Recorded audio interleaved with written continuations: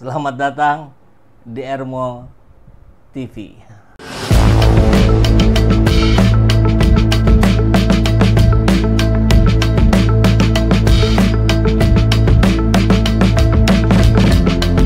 Bersama saya, Saiful Zaman, kebaikan yang terorganisir akan selalu mengalahkan kejahatan.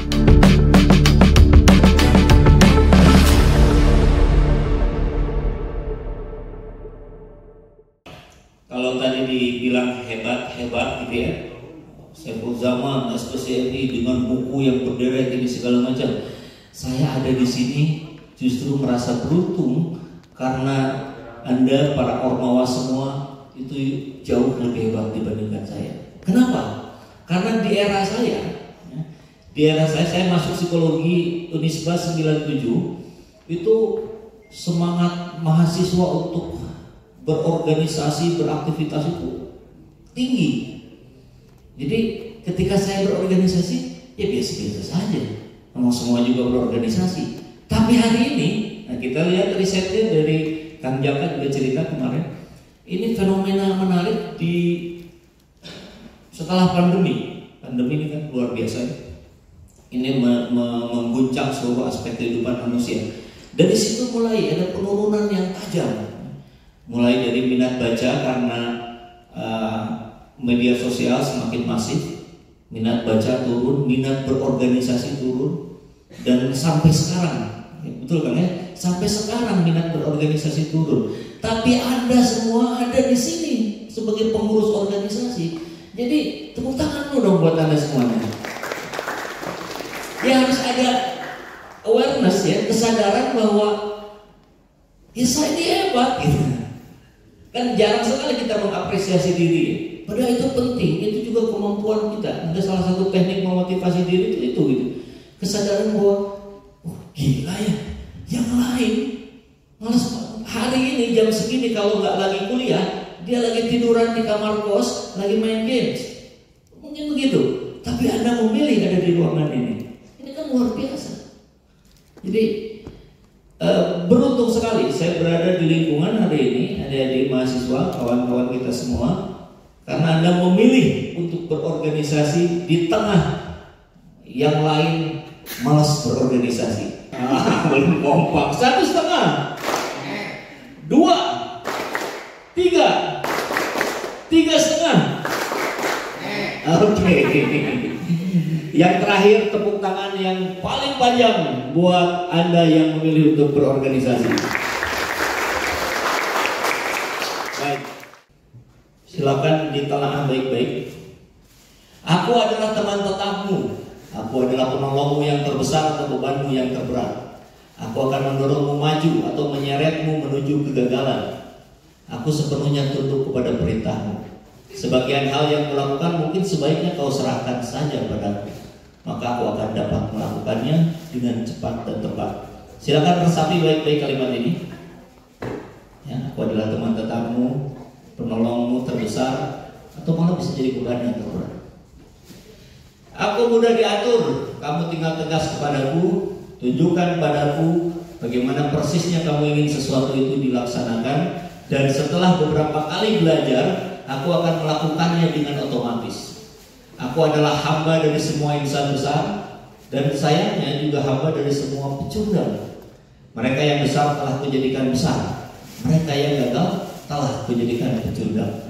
Jadi ini sumber yang bikin kita gagal, yang juga sumber yang bikin kita berasa besar. Aku bukan mesin walau bekerja dengan ketepatan seperti mesin ditambah intelijensi manusia. Kamu bisa menjalankan aku demi keuntungan atau demi kehancuran, tak ada bedanya bagiku. Ambil aku, latih aku, tegaslah terhadapku, maka aku akan meletakkan dunia di kakimu. Kendorlah terhadapku, maka aku akan menghancurkanmu. Siapakah aku? Coba kita lihat. Aku adalah kebiasaan. Tepuk tanganmu dong. Siapa namanya? Ihan dari fakultas Syariah. Ormawanya apa? Bemo. Ini dapat hadiah biru kan? Oke. Kebiasaan. Dahsyat ya. kalau kita uraikan kebiasaan itu seperti tadi, dia yang membuat kita besar, dia pula yang bisa bikin kita berhasil. Ini pemantik, saya sangat berharap sekali ya. Ini Anda kembali ke ormawa masing-masing, sampaikan ke rekan pengurus yang lain, teruskan, jangan hanya 5, tambahin lagi, dan sepakati secara konsensus. Kemudian kalau perlu itu dibikin buku sekarang kan bisa aja PDF gitu ya. Kemudian itu diketok palu, disebarkan, ini pegangan masing-masing, sehingga ada langkah-langkah yang lebih sistematis. Maka ketika etika itu kita jalankan, termasuk tadi boleh nggak ada punishment? Ya boleh saja nih. Melanggar etika pertama teguran atau tulisan. Kebiasaan yang diulang-ulang dalam berbagai kesempatan, dalam berbagai momen, maka itu menjadi watak, itu menjadi kepribadian. Tadi ada yang menjawab, itu menjadi karakter. Kalau sudah jadi karakter, selesai. Kalau karakternya bagus, maka dia sukses. Kalau karakternya buruk, ya dia gagal. Nah, kebiasaan dibentuk oleh, tadi udah ada jawab, pikiran sebelumnya. Kebiasaan itu apa sih? Kebiasaan itu terbentuk dari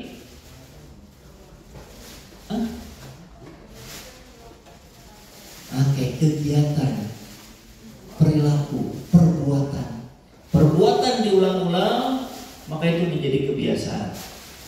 Perbuatan diproduksi oleh pikiran. Jadi kehidupan kita menjalani sehari-hari, termasuk menjadi pengurus di ormawa ini, ya ini. Nah, kita masuk tema di hari ini, etika dan integritas. Ini baru bisa dilakukan ketika ini sudah menjadi sebuah kebiasaan. Kebiasaannya adalah yang dibentuk oleh perbuatan yang diulang-ulang. Perbuatan produk dari pikiran. Maka hari ini mungkin 40 menit ke depan kita akan mengulas proses berpikir kita untuk memastikan bahwa terjadi kebiasaan, perubahan kebiasaan menjadi ormawa yang lebih baik dibandingkan ormawa yang sama di tahun atau di periode yang sebelumnya. Begitu ya.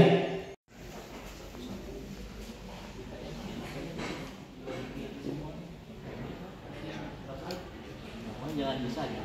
Jadi mungkin nanti ada yang kebagian 1. Kayaknya kebagian 1, ada yang kebagian 2. Lebih inspiratif dalam kondisi tertentu. Jangan dibuka. Permainannya akan dimulai setelah ada instruksi saya selanjutnya. Setelah Anda menerima kartu ini, bagi dulu satu-satu semua. Jadi mungkin nanti ada yang kebagian 2, tergantung jumlah ya. Ada yang kebagian 3. Ini pertanyaan berkaitan dengan kartu yang Anda sudah pegang hari ini. Nomor 1, siapakah? Tulis, siapakah pemilik rumah yang berwarna putih? Siapakah pemilik rumah yang berwarna putih? Nomor 1 itu, udah? Ada 4 pertanyaan. Nomor 2, apakah nama kendaraan Pak Bayu?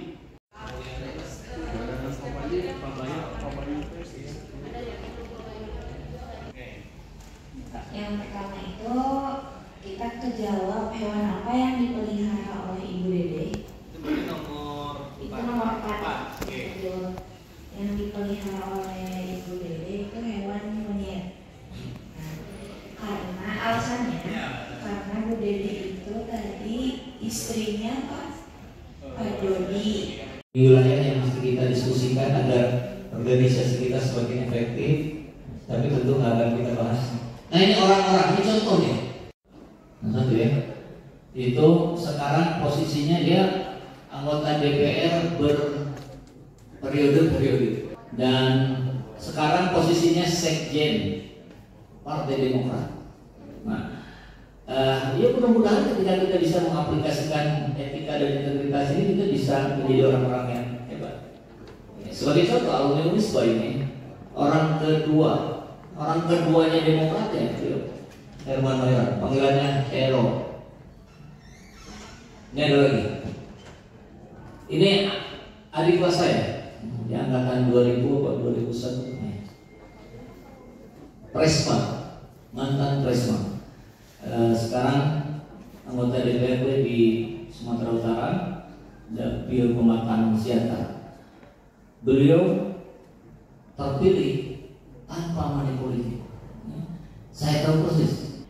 Dia setiap hari turun ke masyarakat, turun ke lapangan, bantu berbagai persoalan, pertanian, peternakan, segala macam. Dia berhubungan baik dengan partai senior-seniornya di Gerindra. Kalau tadi Demokrat, ini Gerindra, dengan rekan-rekan alumni Unisba. Bahkan sekarang posisinya sekjen Ikatan Alumni Unisba, ya, IA Unisba Kusmianto. Ini contoh-contoh orang yang berintegritas, beretika, dan berhasil. Terima kasih kepada Bapak Saiful